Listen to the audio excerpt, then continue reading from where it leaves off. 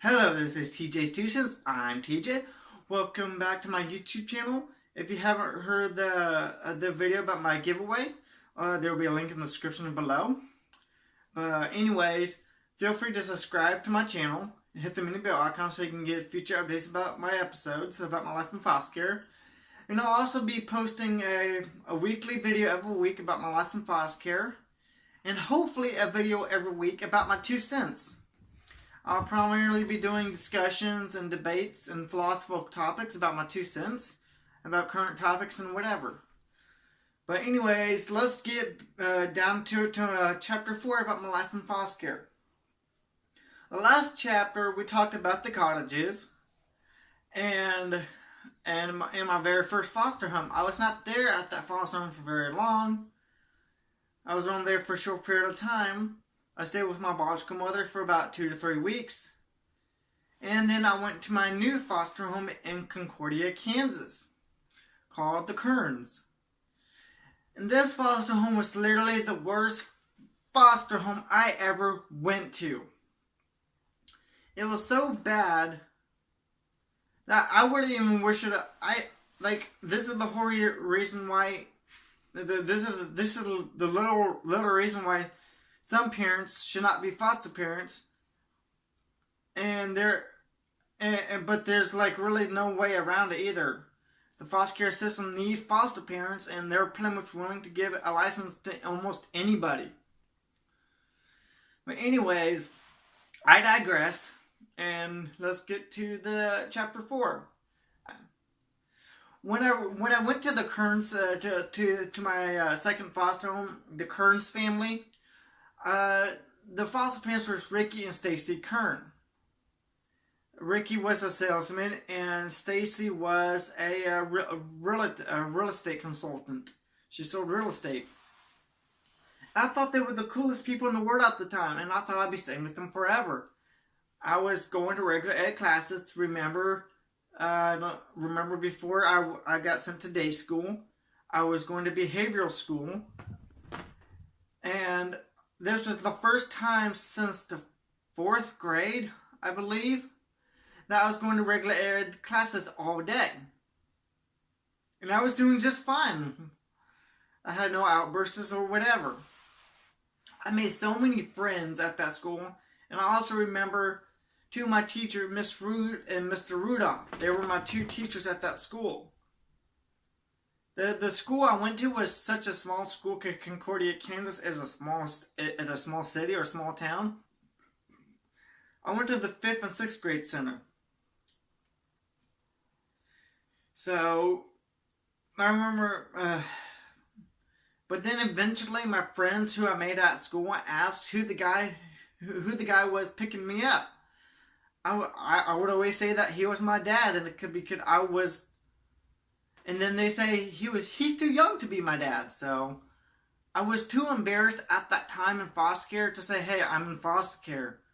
Because I literally felt like the kids would make fun of me and judge me for being in foster care. I felt like the kid from It. Not It, but the kid from the child called It.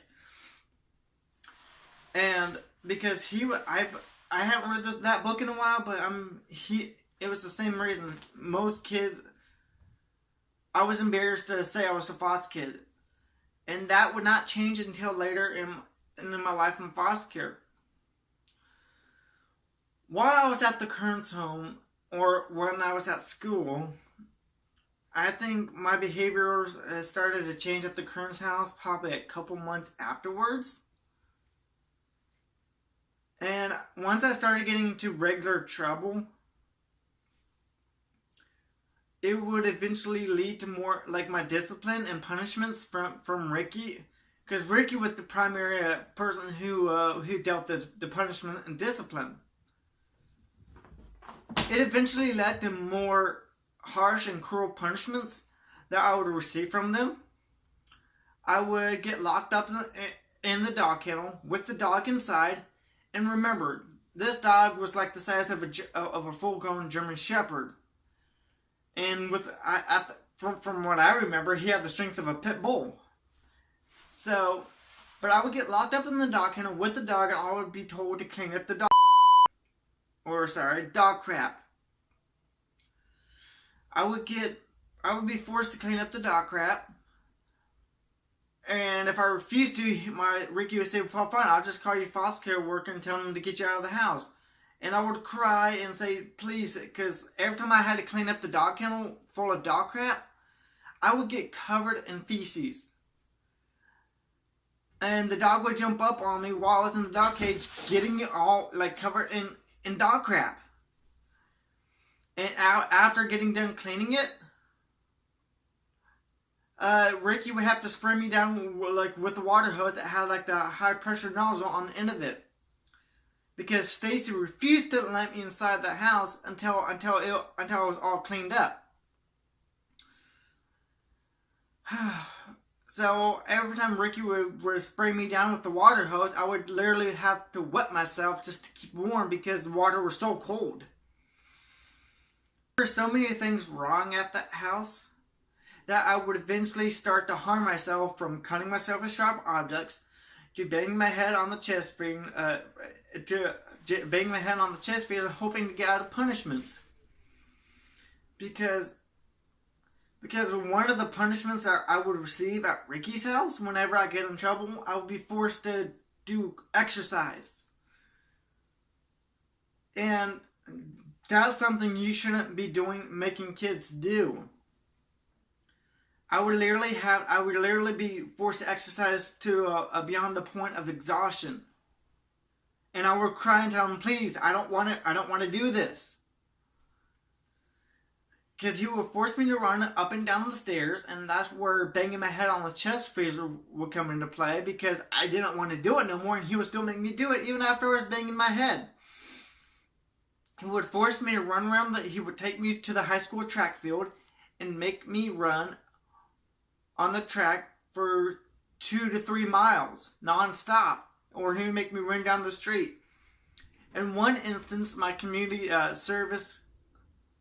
My community case manager from the city mental health services, she came, drove up right beside me. It's like, please tell him to make him stop making me run. I don't want to run. I don't want to do this. And she didn't do anything. But my stay at the Kearns house got so bad that they were literally trying to find ways to screw up my life, or they would do something nice for me just to protect their own self.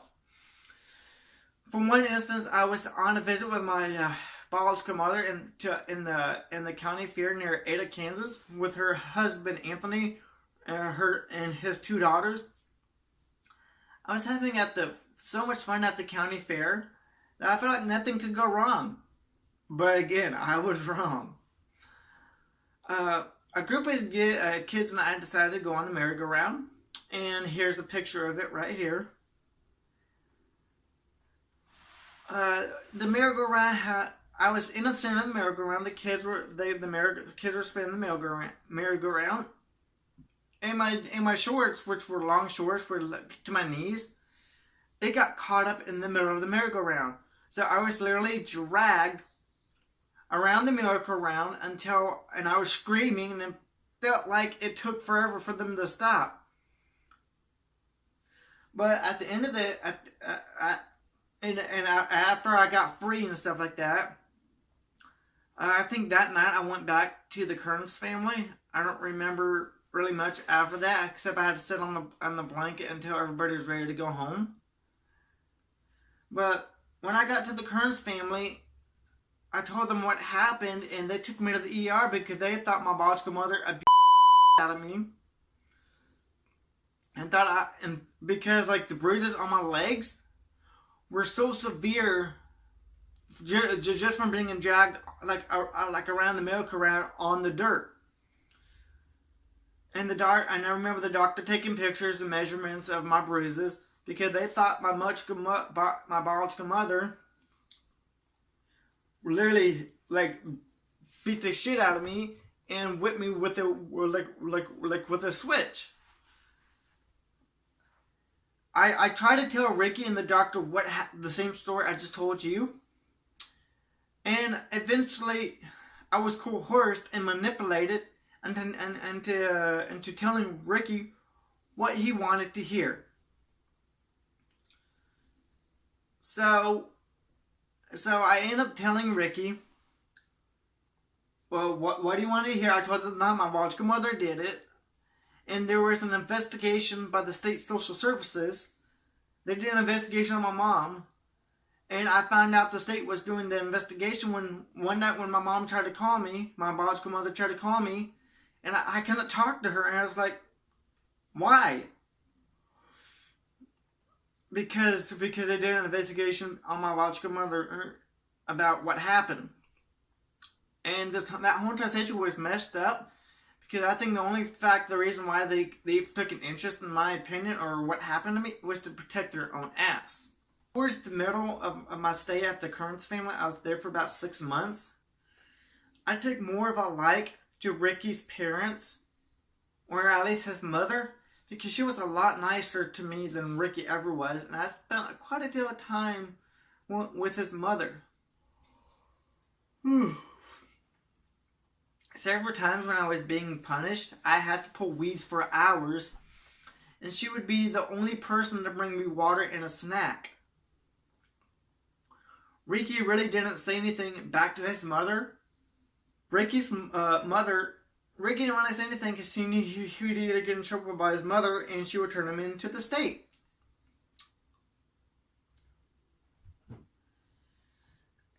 And the only sad part about living there, even though I was being mistreated about 95% of the time, that I still liked it. At least I had friends that I was able to visit at school and be somewhat of a normal kid at that time. The teachers were really nice to me, even though when I was forced to start sitting in special ed classes, because technically I was supposed to go to special ed classes for behavioral reasons, because that was in my IEP. And that was only for 2 classes, for PE and something else. And I like PE because I got to play with the other kids and be part of a team.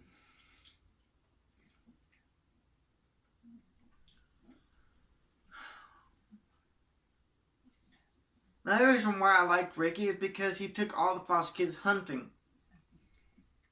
I can remember a few instances where I had fun, and yet but throughout the hunting trips, I was literally having heat strokes, and he thought I was faking. Like here in Kansas, it can be 40 degrees one day, and then 72 degrees the next day. And being forced to wear a jacket throughout the whole entire ordeal because it was cold the previous day or whatever, I was literally getting exhausted and having a heat stroke, and he thought I was faking. Out of the hunting trips that I remember, this was shortly after rabbit season began. Ricky, literally, I took hunter's education, and you're not supposed to fire a rifle from the car on the street because you can end up hitting somebody. But Ricky would fire his rifle from the car and try to shoot rabbits. And then after he shot the rabbits, he would make me and Caleb go. Caleb was my other foster brother. He would make me and Caleb go after the rabbits and try to pick it up and fetch the rabbits. And I ended up tearing my favorite jacket since it was the only article of clothing that I still had when I entered the foster care system. So that was another.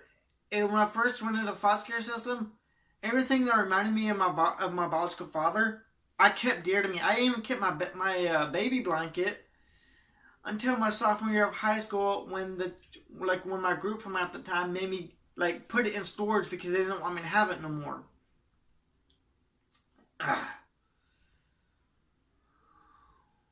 I already talked about that. But this type of abuse and torture kept on going to the end of my stay at the Kearns house, ranging from being forced to exercise, pulling weeds for hours on end, going into the dog kennel to clean up the dog crap, and get covered in feces, and then sprayed with the water hose just to clean myself off because Stacy refused to let me inside the house. And all this torture and abuse went and it even continued around Christmas time.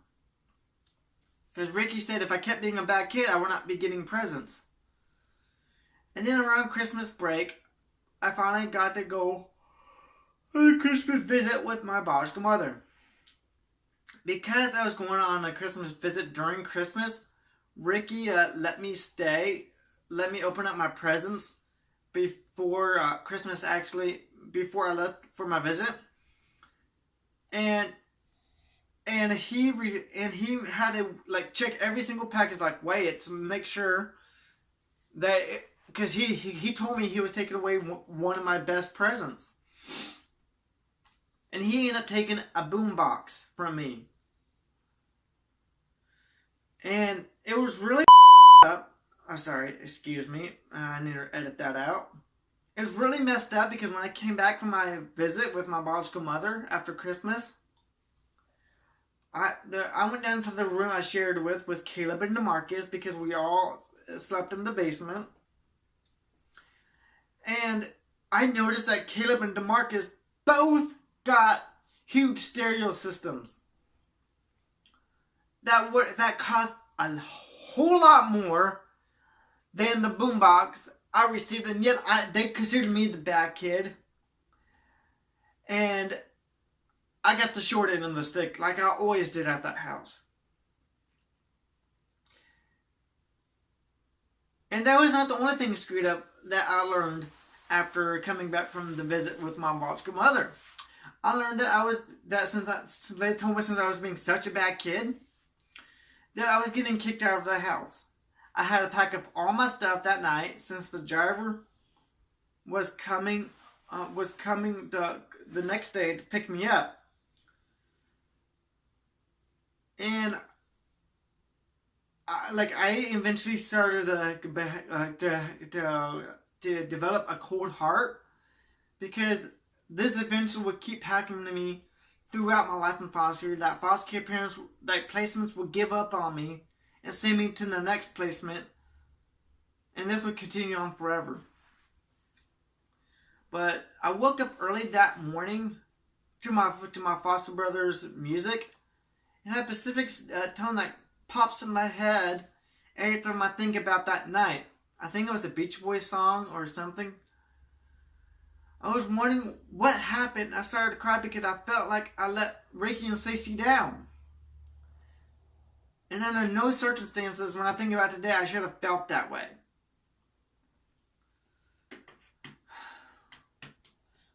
But I felt like I was truly a bad kid and I let them down. And when I woke up, I fell back asleep and woke back up, and all my stuff was already ready by the door. Ricky was on the couch lying down. I asked Ricky, "Can I please call Stacy to tell her I'm sorry?" When Stacy answered the phone, I told her that I was sorry that I could not be her foster son, and sorry that I was being such a bad kid. A little bit after I got off the phone, the driver showed up and he told me I was going back to the children's home. After I got all my stuff inside and was preparing to leave, I made a vow to myself that I was going to be a when I got to the children's home, so I knew the last time I was there, I was easily picked on. And I keep making that vow every time I decide to go back to the children's home. And that never happens. I still got picked on and everything just went downhill. But anyways, I digress.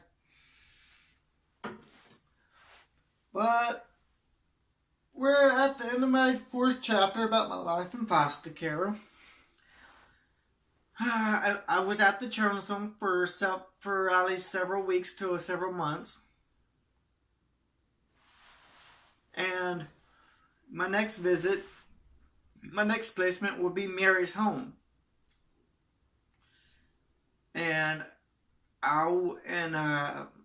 my next placement would be Mary's home.